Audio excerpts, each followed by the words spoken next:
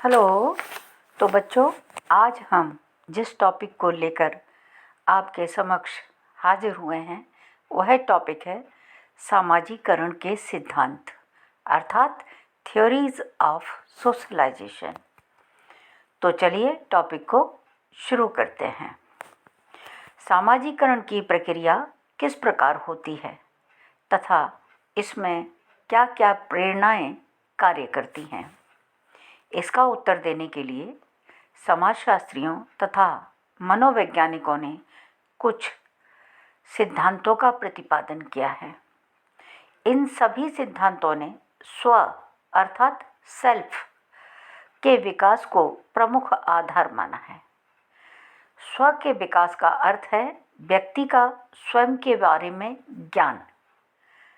स्व के विकास का जो अर्थ है, जो मीनिंग है, वह है व्यक्ति का स्वयं के बारे में ज्ञान, जो व्यक्ति को समाज में अंतर्क्रियाएं करने हेतु समर्थ बनाता है कि कोई भी व्यक्ति समाज में इंटरेक्शन कैसे करेगा, इसके लिए वो योग्य बनाता है। इसके हेतु समर्थ यानी एलिजिबिलिटी देता है, उसे समर्थ बनाता है। ठीक है, हम यहाँ कुछ प्रमुख सिद्धांतों का वर्णन करते हैं। तो पहले देखेंगे हम दुर्खीम का सामूहिक प्रतिनिधान का सिद्धांत। दुर्खीम ने सामाजिकरण की प्रक्रिया को सामूहिक प्रतिनिधान के आधार पर समझाने का प्रयास किया है। इनका सिद्धांत पूर्णतः सामाजिक है तथा यह व्यक्ति और समाज के परस्पर संबंधों में समाज को अधिक महत्व देता है। सामूहिक प्रतिनिधान का मतलब क्या है? सामूहिक प्रतिनिधान का मतलब है समाज के अधिकांश व्यक्तियों की सहमति, समाज के अधिकांश व्यक्तियों की मान्यता। इस हिसाब से आप देखेंगे तो समाज और व्यक्ति में अधिक महत्वपूर्ण कौन है? समाज। दुर्खीम ने समाज को ही अधिक महत्व दिया है। इनके अनुसार सामूहिक प्रतिनिधानों का आंतरीकरण अर्थात सामूहिक मान्यताओं को आत्मसात करना ही सामाजिकरण है। समाज में व्यवहार के जो मान्यता प्राप्त प्रतिमान हैं, समाज में व्यवहार के जो मूल्य हैं, विश्वास हैं एवं आदर्श हैं, उन्हीं को सामूहिक प्रतिनिधान हम कहते हैं। ये किसका कहना है? ये दुर्खीम का मानना है कि समाज में व्यवहार के जो मान्यता प्राप्त प्रतिमान हैं, मूल्य हैं, विश्वास हैं और आदर्श हैं, उन्हीं को सामूहिक प्रतिनिधान की कैटेगरी में रखा जाता है। ये सामाजिक विरासत के रूप में पीढ़ी दर पीढ़ी हस्तांतरित होते रहते हैं तथा जैविक व्यक्ति द्वारा इन सामूहिक प्रतिनिधानों को सीखना एवं इनके अनुकूल व्यवहार करने के लिए प्रेरित करना ही सामाजिकरण कहलाता है। ठीक है, चलिए आगे बढ़ते हैं। सामूहिक प्रतिनिधान क्योंकि संपूर्ण समूह अथवा समाज द्वारा बनाए जाते हैं, इसीलिए वे स्वीकृत होते हैं। इसमें कोई एक व्यक्ति की रजामंदी या सहमति नहीं होती है, इसमें पूरा समाज सहमत होता है, पूरा समूह उसे बनाता है, पूरे समूह की स्वीकृति प्राप्त होती है, इसीलिए वे सामूहिक प्रतिनिधान कहे जाते हैं। वे सामाजिक तथ्य होते हैं, यही कारण है, मेन कारण यही है कि ये सामाजिक तथ्य होते हैं। दुर्खीम ने सामूहिक प्रतिनिधानों को सामाजिक तथ्यों की दो प्रमुख विशेषताओं, ये व्यक्ति के बाहर हैं तथा इनमें बाध्यता पाई जाती है, से युक्त बताया है। यानी जब भी हम सामूहिक प्रतिनिधानों की बात करेंगे तो उनकी दो विशेषताएं निकलती हैं कि सामूहिक प्रतिनिधान व्यक्ति से बाहर हैं अर्थात और इनमें बाध्यता पाई जाती है। कहने का तात्पर्य है कि व्यक्ति कोई चाहे या ना चाहे, लेकिन उसे उसकी पालना करनी पड़ती है। ठीक है, आप और आगे देखिए। सामूहिक प्रतिनिधान के आंतरीकरण को दुर्खीम ने सामूहिक या सामाजिक अंतःकरण से जोड़ा है। सामूहिक चेतना का विकास यद्यपि व्यक्तिगत संकलन मात्र है, यह तो बहुत सी व्यक्तिगत चेतनाओं के सम्मिश्रण द्वारा विकसित एक ऊंचे एवं श्रेष्ठ स्तर की चेतना होती है। समझ आ रहा है? यह बहुत सी व्यक्तिगत चेतनाओं के सम्मिश्रण, यानी बहुत सारी व्यक्तिगत चेतनाएं जब मिलती हैं तो उनके द्वारा स्वीकृत होने के कारण प्रत्येक व्यक्ति की आत्मा में ये सारी चीज़ें विलीन हो जाती हैं। तो मैं इसको दोबारा से बताती हूँ ताकि आपको ठीक से समझ आए। यह बहुत सी व्यक्तिगत चेतनाओं के सम्मिश्रण द्वारा विकसित एक ऊंचे एवं श्रेष्ठ स्तर की चेतना है। सामूहिक प्रतिनिधान समूह अथवा समाज द्वारा स्वीकृत होने के कारण प्रत्येक व्यक्ति की आत्मा में विलीन हो जाते हैं।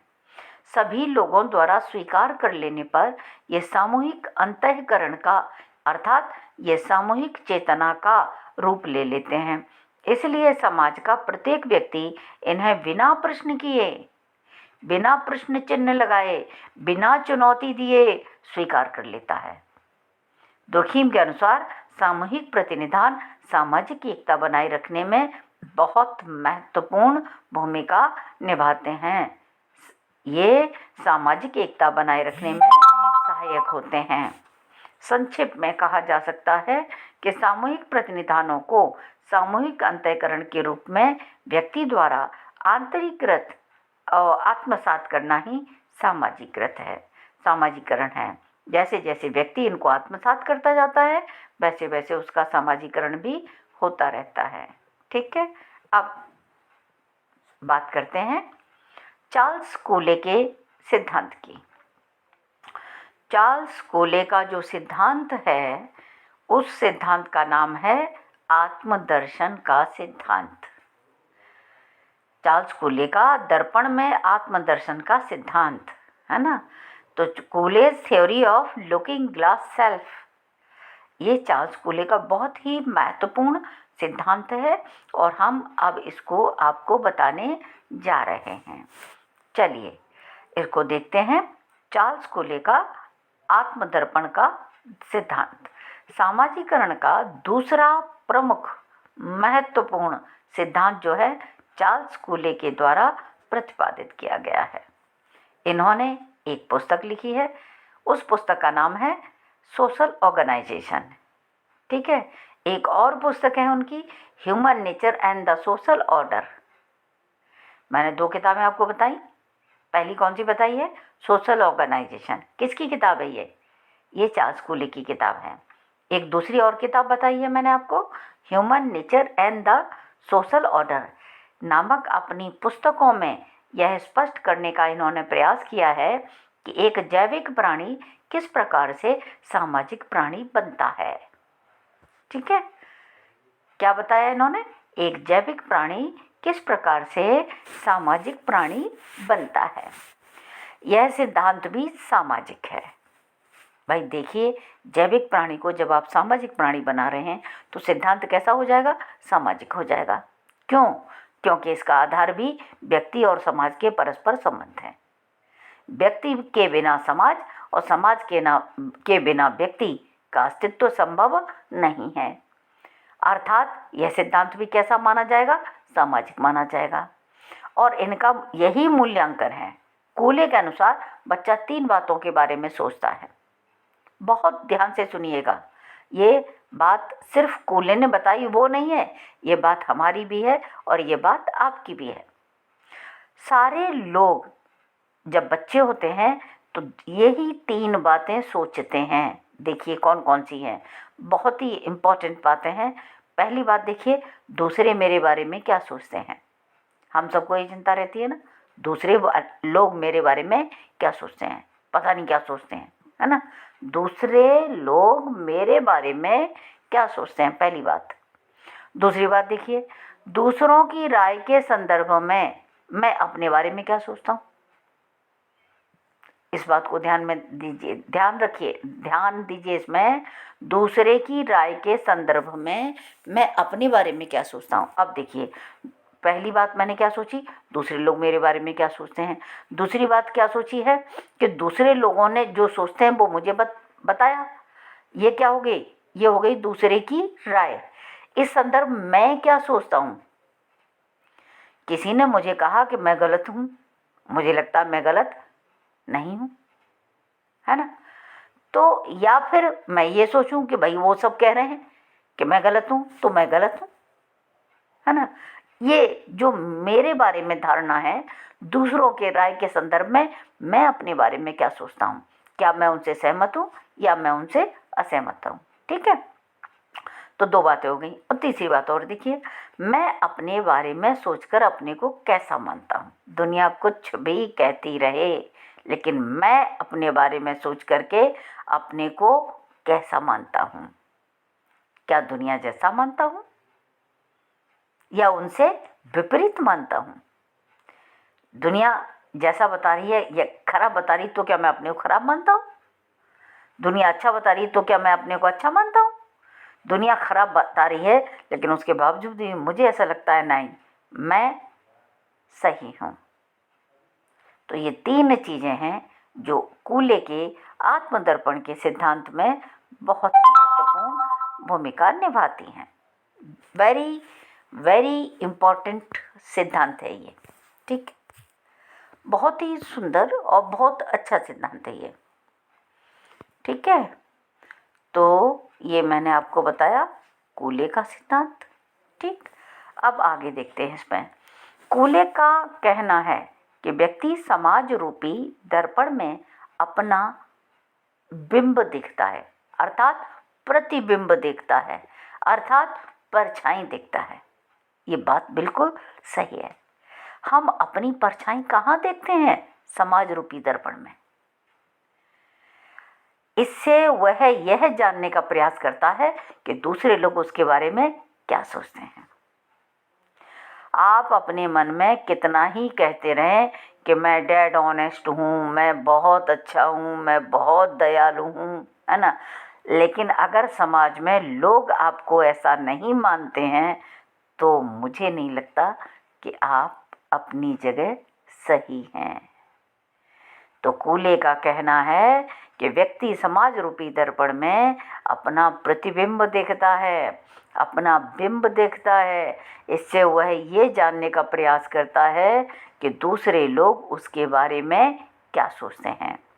यह जान लेने के पश्चात कि दूसरे उसके बारे में क्या सोचते हैं, वह अपने बारे में राय बनाता है। ठीक है, दूसरे क्या सोचते हैं इस संदर्भ में वो अपने बारे में राय बनाता है। इस राय के परिणाम स्वरूप बच्चे में हीनता या श्रेष्ठता कोई सा भी भाव विकसित हो सकता है। हीनता का भाव भी आ सकता है और श्रेष्ठता का भाव भी आ सकता है। अर्थात यदि उसे लगता है कि दूसरे उसके बारे में अच्छे विचार रखते हैं तो उसमें अपने आप सुपीरियॉरिटी की भावना आ जाएगी, फीलिंग्स ऑफ सुपीरियॉरिटी आ जाएगी। ठीक इसके विपरीत यदि उसे लगता है कि दूसरे उसके बारे में अच्छी राय नहीं रखते हैं तो उसमें हीन भावना आ जाएगी, अर्थात इन्फीरियॉरिटी के भाव जाग जाएंगे। ठीक है, हम निरंतर समाज रूपी दर्पण में अपना बिंब देखते रहते हैं, अतः स्व के बारे में हमारी धारणा स्थायी नहीं होती है। ठीक, अपितु समय समय पर बदलती रहती है। ये बात बिल्कुल करेक्ट है। हमेशा स्थायी धारणा नहीं हम बना सकते अपने बारे में, समय समय पर इसमें चेंजेस आते रहते हैं। संक्षेप में हम कह सकते हैं कि बच्चा समाज रूपी दर्पण में आत्मदर्शन द्वारा अपना मूल्यांकन करता है और इस मूल्यांकन के परिणाम स्वरूप जो भाव उसमें विकसित होते हैं उसी को उसकी सामाजिकरण की दिशा निर्धारित होती है, उसी से। अतः इन्होंने सामाजिकरण एवं स्व के विकास को प्रत्यक्ष रूप से संबंधित किया है। इस तरह से बच्चों, आज मैंने जो महत्वपूर्ण सिद्धांत बताया वो सिद्धांत था चार्ल्स कूले का सिद्धांत। ठीक है, चलिए अब नेक्स्ट सिद्धांत पढ़ेंगे कल। तब तक के लिए गुड बाय।